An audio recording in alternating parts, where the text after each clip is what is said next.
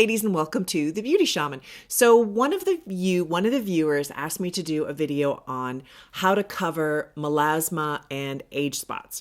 So it's a big issue. I know many of you have had developed melasma and age spots, and it can be really challenging to cover. So we're going to go through what are some great techniques that you could use in order to cover these things without looking overly made up. This is kind of the trick, right? Like how to hide it, but not look like you're hiding everything. So you have that kind of masky look, which can really come about if you use a full coverage foundation. So that's what we're going to cover today. Before I get started, please visit my website at thebeautyshaman.com for my store and blog. And also be sure to hit the subscribe button and the bell in order to be alerted every time I upload a video. Let's get going.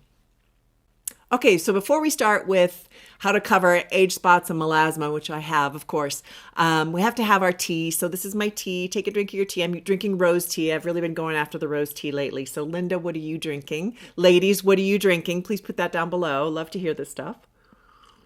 Okay, so age spots and melasma. I don't have a ton of age spots. I do have some on my nose. I've got one here, this little beauty right here, which I would like to just throw in here about minimizing them along with melasma. Before we talk about covering them, let's talk about how we can minimize as far as take them down with product.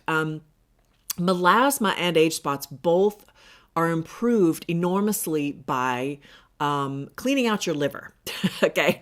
We're going to start with the liver. So, I'm into cleanses. I've always been into cleanses. Some of you hate them, whatever, go with what works for you.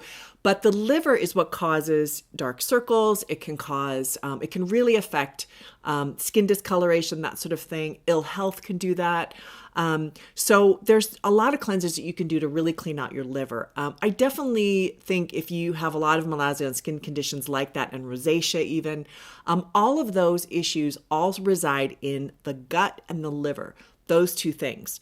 It doesn't actually have much to do with alcohol. A lot of people think, oh, just stop drinking. No.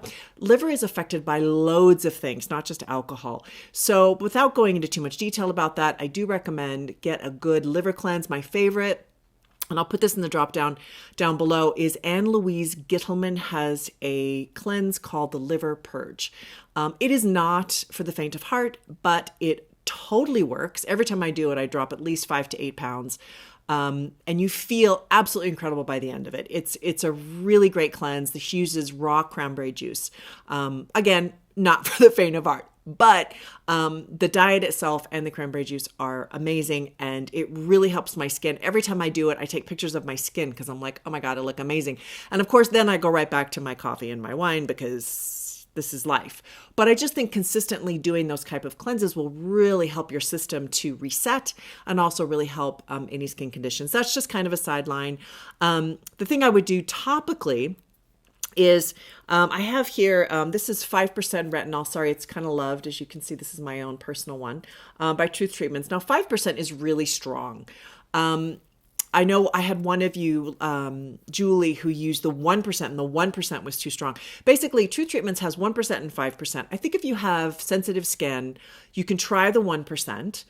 If you have very sensitive skin, I wouldn't even use that. I would get a lesser, which Truth Treatment doesn't make, but other lines do make, like a 0.05%, a 0.01, or something less, a lot less in the Retin-A, because Retin-A can be very strong on your skin. But if you don't have sensitive skin, I do not, then the 5% works really well for me. Again, if you're a beginner and you don't know, to start with the 1%. But what I do is I take this, whoops, this is the wrong one.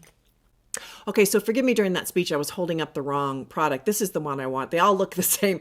This is the 5% retinol. I was holding up the omega-6 healing cream, which is my moisturizer. But in any case, it looks like this.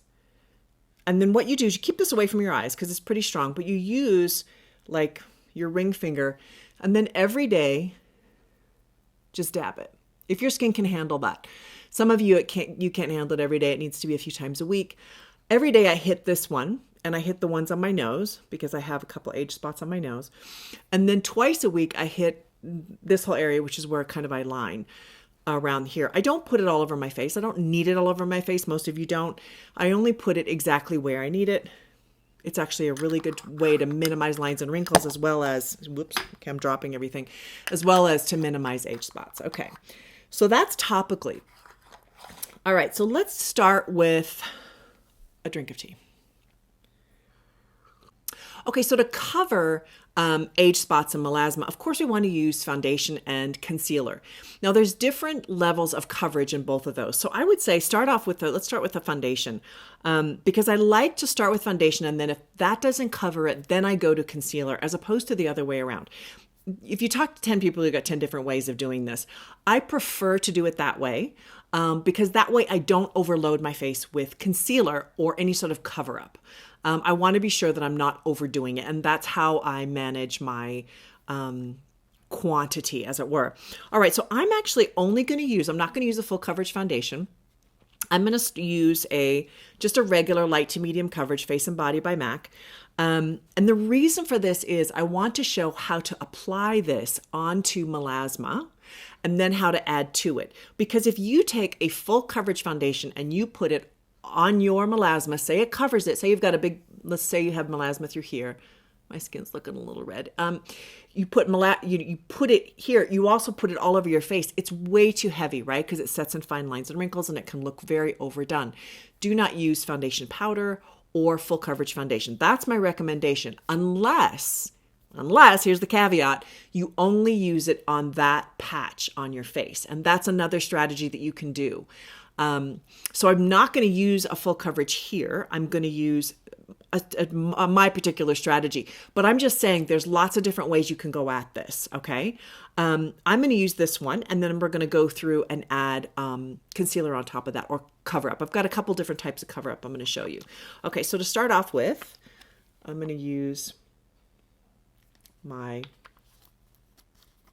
foundation. Now I'm going to put this all over my face. I'm just going to use my fingers, just going to add it. And yeah, I would use a primer to keep it on. Okay, I'm not doing that right now. So this is MAC Face and Body, light to medium coverage all over my face, just generally applied, okay? So now I'm going to take exactly the same thing, and I'm going to use a beauty blender. Now, I hate these, okay? I hate beauty blenders. They put on way too much product. I do not think women over the age of 40 should ever have one of these that you need to just have a funeral and burn it. Unless, no funeral, if you want to cover melasma and age spots. This actually does work because it puts on so much more. So what I'm going to do is take it's got fuzzies on it, take my beauty blender, and I'm going to dab it in product on my hand. See, it eats it right up. Totally ate that, okay? And I'm going to start on this, since this is where my age spots are. And then you just add more, and you just roll it. So typically when you're putting on foundation, you're sort of doing a wipe motion, but with this, we're just going to roll. Now look, even with a medium coverage, you're getting more, it just adds more coverage. You can actually add more coverage like this. I'm grabbing a little bit more. And you could put it under your eyes too, with your fingers. So for example, if you don't want to use so much concealer, then take a little bit more product and put it underneath. You can layer it, in other words. So I'm just layering this to a much greater degree right here, and I'm keeping it very isolated to this spot. Sometimes this is enough, honestly, to cover, and then it's not going to look heavy. Like, look, that really doesn't look heavy. And it has really minimized it. Okay, so say that doesn't do it. Say you want to do a little bit more. I can still see a little bit of it. We're going to use a concealer. So these are like ABC steps. Okay, so I'm going to use the Amazing Concealer. Get the label up right. So this is Amazing Concealer. Really love this. And I'm going to use my ring finger. Get it on your ring finger. And now we're going to roll it. Okay. So for example, let's go over here since we've not touched this side. So I've got some redness. Obviously, this isn't as dark as melasma, and I realize that, okay? I want you to know I understand. But I'm going to use my ring finger, and I'm going to roll it.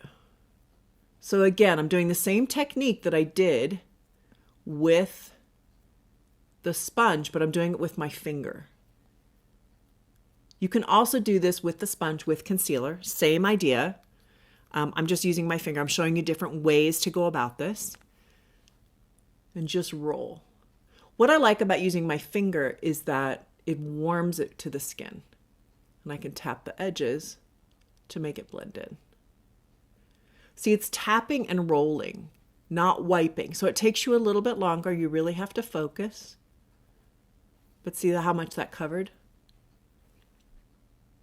It did it, right? It did a really good job. Okay, next strategy that I would say is if this concealer, like say your concealer is not enough coverage and you feel like that just didn't do it, I can still see my melasma or my age spot or whatever it is, then I would say go find Dermablend. So this is a Dermablend palette. I use this in my professional kit. Sorry, it is a little bit loved, as is all my stuff in my kit. And what you would do is get the appropriate color. You want to match your skin.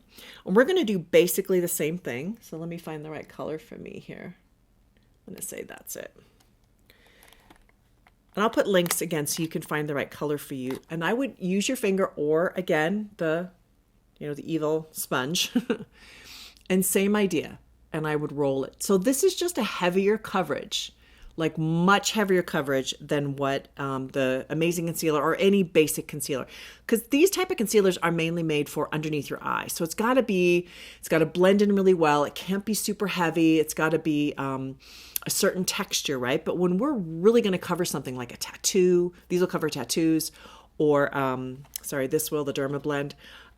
Tattoos or, scars, things like that. That's when we go into the much heavier type of foundation. So if you have a birthmark or a Dermablend or a melasma that you really can't cover with regular concealer, then I would say go into this. And this is how you do it. You just roll it, and then again, I tap the edges. And I went a little bit too light on this color, but that's okay. It's easy to fix. And I'm tapping the edges. I just want to keep it localized to where I want it. And that's the tricky part is the more you press it, the more it's going to kind of spread. So you just really want to keep your fingers, I'm using all my fingers because I want to keep it from spreading and keep it right. That's the spot I want to cover. I do this to on-camera talent when they have marks on their face. It's a really, really good way to just, for the camera, because I deal with HD 4K cameras, so it's as sharp as what you're seeing here. This is an HD camera, so it's super sharp. So you got to be really careful. It's really going to show no matter what. Okay, I'm just taking a little bit more foundation here just to fix that color a little bit. And see, pretty. Covered it right up.